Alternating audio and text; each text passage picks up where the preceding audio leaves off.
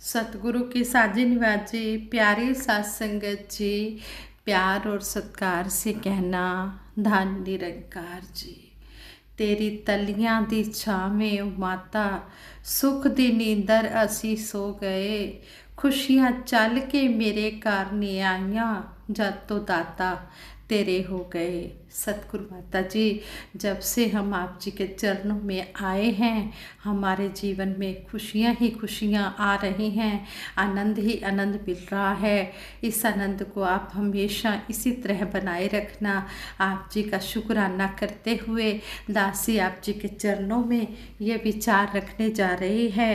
सात संगत जी, इन विचारों द्वारा हमें यही सीखने को मिला है कि हम हमेशा समदृष्टि का भाव रखें और जिस तरह भी हमें ये निरंकार रखे हम उसी तरह रहें। जीवन में समदृष्टि का भाव रखिए और जाहि विधि राखे राम, ताहि विधि रहिए। जिस तरह भी हमें ये भगवान निरंकार रखना चाहते हैं हम उसी तरह ही रहें। इसी तरह एक छोटी सी स्टोरी है, आप जी के चरणों में दासी शेयर करने जा रही है। आप जी ये प्रवान करें, अगर कोई गलती हो जाए तो क्षमा करें। कहते हैं एक बुजुर्ग ग्रामीण जो परमात्मा पर पूरे विश्वास के साथ परमात्मा की पूजा करता था, उस बुजुर्ग के पास एक बहुत ही सुंदर और शक्तिशाली घोड़ा था। वह घोड़े से बहुत प्यार करता था। उस घोड़े को खरीदने के कई आकर्षक प्रस्ताव उसके पास आए, मगर उसने अपने घोड़े को बेचा नहीं। एक रात उसका घोड़ा अस्तबल से गायब हो गया। गांव वालों में से किसी ने कहा, अच्छा होता कि तुम अपने घोड़े को किसी को बेच देते, और कई तो बड़ी कीमत दे रहे थे, आपका बड़ा नुकसान हो गया है। परंतु उस बुजुर्ग के चेहरे पर घोड़े के खो जाने के जरा भी दुख नहीं था और बुजुर्ग ने बड़े प्यार से कहा, जैसी हरि इच्छा, जैसी भगवान की इच्छा है। कुछ दिन बाद उसका घोड़ा अस्तबल में वापस आ गया और वो अपने साथ कई जंगली घोड़े व घोड़ियां ले आया था। ग्रामीणों ने बुजुर्ग को बधाइयाँ दी और कहा कि उसका तो भाग्य चमक गया है। परंतु उस बुजुर्ग ने इस बार भी यही कहा, जैसी हरि इच्छा। अगले दिन उस बुजुर्ग का बेटा एक जंगली घोड़े की सवारी करते हुए गिर पड़ा और उसकी टांग टूट गई। लोगों ने बुजुर्ग से सहानुभूति दिखाई और कहा कि इससे तो बेहतर होता कि घोड़ा वापस ही नहीं आता। ना वो वापस आता और ना ही ये दुर्घटना घटती, ना ही आपके बेटे की इस तरह टांग टूटती।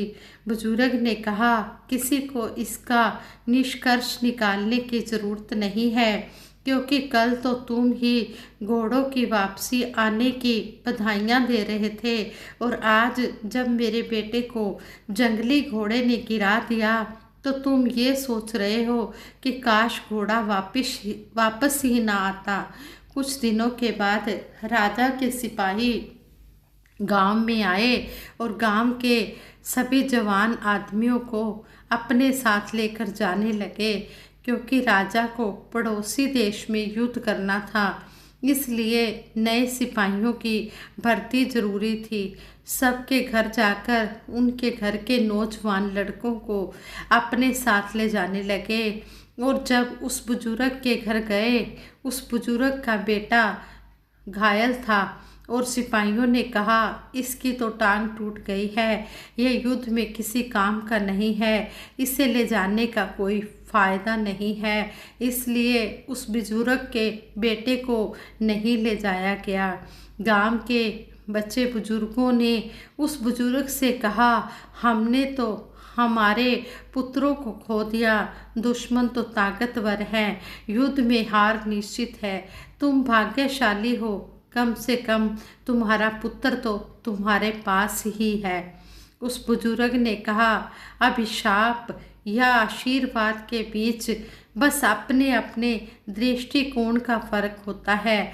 किसी भी घटित चीज़ को नकारात्मक लेकर ना सोचें, बल्कि जो हो रहा है और होने वाला है और होकर रहेगा तो क्यों ना उसे हरी इच्छा समझकर खुशी खुशी एक्सेप्ट किया जाए।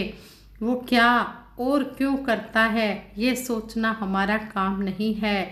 ये निरंकार जो भी करता है हमारे लिए अच्छा ही करता है, इसलिए हम हमेशा इसकी रजा में राजी रहें। जैसी भी रजा हो तेरी, राजी रहे दाता, जोड़ा है तूने जो जुड़ा रहे नाता।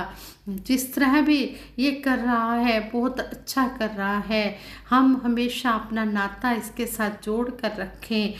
ये भी तो इच्छा हुई जो मेरा घोड़ा अस्तबल छोड़ के चला गया, ये भी तो इसकी अनुकंपा हुई, दया हुई, जो घोड़ा कुछ दिन जंगल में रहकर वहाँ जंगली घोड़ों से दोस्ती करने के बाद वापस आकर अपने साथ कुछ जंगली घोड़े भी लेकर आया। ये भी तो हरी इच्छा हुई कि मेरे बेटे को जंगली घोड़े पर सवारी करने का शौक हुआ। ये भी तो हरी इच्छा हुई कि जंगली घोड़े की सवारी करते हुए मेरे बेटे की टांग टूट गई और वो घायल हो गया। अंत में ये भी प्रभु का आशीर्वाद ही था कि राजा के सिपाही गांव के सभी नौजवानों को लेकर गए, लेकिन मेरे घायल बेटे को किसी काम का ना समझकर वहीं छोड़कर चले गए और मेरा बेटा बच गया। ये तो हरी इच्छा ही है प्यारे की कि कब किसको छोटा सा दर्द देकर हमेशा के लिए बेदर्द कर दे। इसलिए हम कभी भी इसकी अर्जी में अपनी मर्जी ना डालें, बस यही इसके आगे अरदास करें। लिखी अर्जी चरना च करी मंजूर सतगुर, निभ जाए दर तेरे मेरे हजूर सतगुरु। सच्चे पातशाह आपके चरणों में हम यही अर्जी लिखते हैं कि दातार हमारी जो तोड़ है ये आप जी के चरणों में निभ जाए, और जिस तरह भी आप जी हमें रखना चाहते हो हम उसी तरह आप जी के भाने में रह पाएँ। इतनी हमें शक्ति देना, इतनी शक्ति हमें देना दाता। मन का विश्वास कमज़ोर हो ना, हम चले नेक रास्ते पर, हमसे भूल कर भी कोई भूल हो ना। और साथ संगत जी एक स्टोरी और दासी आप जी के चरणों में शेयर करेगी। इसमें हमें यह समझाया गया है कि हम कभी भी अपनी औकात ना भूलें और गुरु की सौगात ना भूलें। साथ संगत जी कहते हैं आधुनिक हिंदी साहित्य के पितामह भारतेंदु हरिश्चंद्र अपनी दयालुता के कारण गरीब हो चुके थे। उनका दिल बड़ा दयालु था और उन्होंने अपना सब कुछ कुर्बान कर दिया था। एक समय ऐसा आया कि जब उनके पास इतने भी पैसे नहीं थे कि आए हुए लेटर्स का वो रिप्लाई कर सकें। जो लेटर्स आते थे उनके रिप्लाई लिखकर लिफाफे में बंद कर भारतेंदु हरिश्चंद्र जी मेज पर टेबल पर रख देते थे। उनकी टेबल पर लेटर्स की एक ढेरी इकट्ठी हो गई थी। उनके एक फ्रेंड ने उन्हें 5 रुपए के डाक टिकट ला कर दिए, तब वे लेटर्स एक लेटर बॉक्स में डाले गए। भारतेंदु हरिश्चंद्र जी ने मुसीबतों से हिम्मत नहीं हारी, जिसका यह रिजल्ट हुआ था कि कुछ समय बाद उनकी आर्थिक स्थिति ठीक हो गई। जब भी हेल्प करने वाला फ्रेंड भारतेंदु हरिश्चंद्र जी से मिलता तब वह उसकी पॉकेट में 5 रुपए डाल देते और कहते आपको याद नहीं, आपके 5 रुपए मुझ पर कर्ज हैं। फ्रेंड ने एक दिन कहा मुझे अब आपसे मिलना बंद कर देना पड़ेगा। भारतेंदु हरिश्चंद्र जी के आंखों में आंसू आ गए। वह बोले भाई तुमने मुझे ऐसे समय में 5 रुपए दिए थे कि मैं जीवन भर तुम्हें डेली अब 5 रुपए देता रहूं तो भी तुम्हारे कर्ज से मैं मुक्त नहीं हो सकता। यह थी कृतज्ञता की पराकाष्ठा। संगत जी और सतगुरु सच्चे पातशाह ने तो हम पर इतनी कृपा की है, सतगुरु के तो इतने एहसान हैं, अगर हम 7 जन्म भी ले फिर भी हम कर्जा नहीं चुका सकते। हम कभी भी अपनी औकात ना भूलें और गुरु की सौगात ना भूलें। तेरे एहसान का बदला चुकाया जा नहीं सकता। कर्म ऐसा किया तूने भुलाया जा नहीं सकता। सतगुरु सच्चे पातशाह आप जी ने जो ब्रह्म ज्ञान, अनमोल ब्रह्म ज्ञान हमें दिया है, हम आप जी का कर्ज नहीं उतार सकते। उपकार किया जो सतगुरु ने शब्दों में सुनाया जा नहीं सकता। हम सारी उम्र भी देते रहे, ये कर्ज चुकाया जा नहीं सकता। हम सतगुरु माता जी के ऋणी हैं, हम कर्जदार हैं, हम इनके एहसानों का बदला नहीं चुका सकते। सतगुरु माता जी के चरणों में यही अरदास करते हैं, सतगुरु माता जी जैसा आप जी चाहते हो वैसा हमारा जीवन बन जाए। हम आप जी के कहे अनुसार आप जी के लायक बच्चे बने। जिस तरह भी आप चाहते हो उस तरह हम करते चले जाएं। आप जी समर्थ हो, घट घट वासी हो। आप जी समर्थ हो, आप चाहो तो पहाड़ों को हिला सकते हो, आप चाहो तो रोतों को हंसा सकते हो। आप जी में समाये हैं कई समुंदर, आप जी के सहारे ही मेरी किश्ती किनारे पर लग सकती है। इसलिए सच्चे बादशाह आप जी हमेशा अपने चरणों में जोड़ के रखना। और दासी एक और स्टोरी आप जी के चरणों में शेयर करने जा रही है। इस स्टोरी द्वारा हमें यही समझाया गया है कि जिसकी जैसी भावना होती है उसको वैसा ही मिलता चला जाता है। और साथ संगत जी इस स्टोरी में हमें यही समझाया गया, कहते हैं एक बार भगवान बुद्ध कहीं प्रवचन दे रहे थे। अपना उपदेश खत्म करते हुए उन्होंने आखिर में कहा, जागो, समय हाथ से निकला जा रहा है। सभा विसर्जित होने के बाद उन्होंने अपने प्रिय शिष्य आनंद से कहा, आनंद चलो थोड़ी देर घूम कर आते हैं, थोड़ी दूर तक घूम कर आते हैं। शिष्य आनंद महात्मा बुद्ध जी के साथ चल दिए। अभी वे विहार के मुख्य द्वार तक ही पहुँचे थे कि एक किनारे रुक कर खड़े हो गए। प्रवचन सुनने आए लोग एक एक कर बाहर निकल रहे थे। अचानक उनमें से निकलकर एक महिला महात्मा गौतम बुद्ध जी से मिलने आई। उस महिला ने महात्मा गौतम बुद्ध जी से कहा, मैं नर्तकी हूँ, आज नगर के श्रेष्ठी के घर मेरे नृत्य का कार्यक्रम पहले से तय था, लेकिन मैं भूल चुकी थी। आपने कहा समय निकला जा रहा है तो मुझे तुरंत इस बात की याद आ गई। उसके बाद एक डकैत महात्मा बुद्ध जी की तरफ आया और कहने लगा, मैं आपसे कोई बात छिपाऊंगा नहीं। मैं भूल गया था कि आज मुझे एक जगह डाका डालने जाना था कि आज उपदेश सुनते ही मुझे अपनी योजना याद आ गई। आपका बहुत बहुत धन्यवाद। उसके जाने के बाद धीरे धीरे चलते हुए एक बुजुर्ग व्यक्ति महात्मा बुद्ध के पास आया। महात्मा बुद्ध से उसने कहा, जिंदगी भर मैं दुनियावी चीज़ों के पीछे भागता रहा, अब मौत का सामना करने का दिन निकट आ रहा है। तब मुझे लगता है कि मुझे लग रहा है कि सारी ज़िंदगी यूं ही मेरी बेकार चली गई।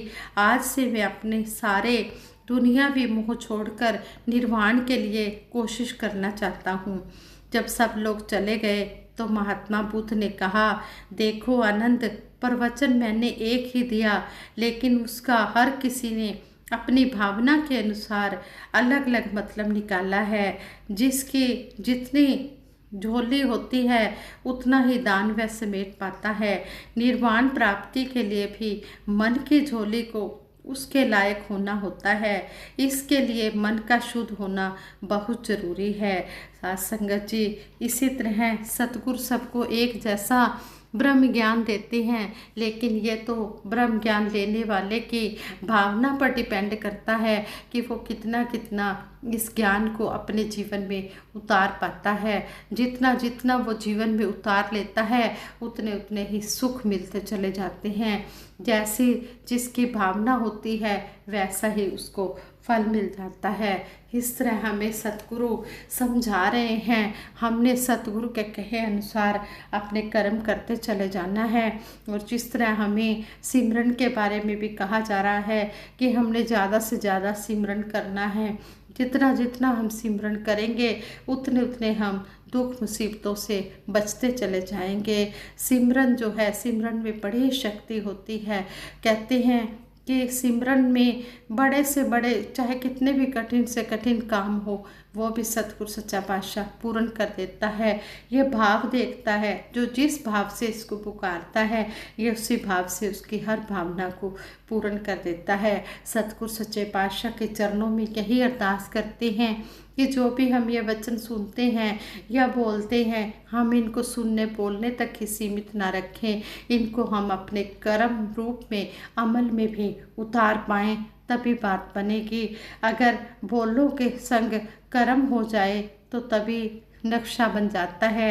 कहते हैं ज्ञान कर्म में ढल जाए तो जीवन का श्रृंगार बने। जो संत महात्मा होते हैं ये बोलों से नहीं, ये कर्मों से संसार में ये नक्शा बनाते हैं। इसी तरह सच्चे पातशाह हमें जो भी आप जी ने ये ब्रह्म ज्ञान बख्शा है, अमूल्य ब्रह्म ज्ञान हमारी झोली में डाला है, अनमोल ब्रह्म ज्ञान दिया है सच्चे पातशाह, इसकी हम कदर कर पाएँ, हमें कदर दे, कदर करें हम। दिया है तूने नफीस तोहफ़ा सच्चे पातशाह, ये अनमोल तोहफ़ा आप जी ने दिया है।